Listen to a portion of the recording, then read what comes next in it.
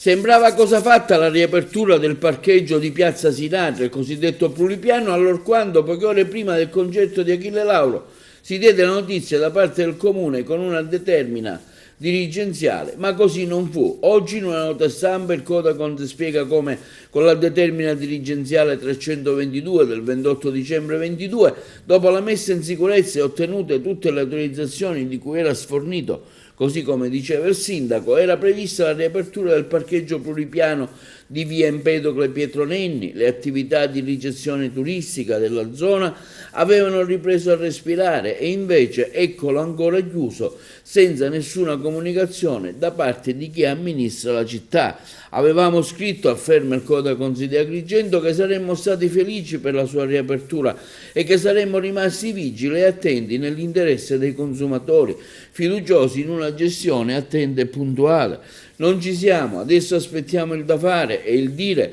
di chi dovrebbe amministrare la cosa pubblica nell'interesse della comunità e invece così si conclude la nota del Codacons di Agrigento in merito al pluriparcheggio e alla sua fruibilità.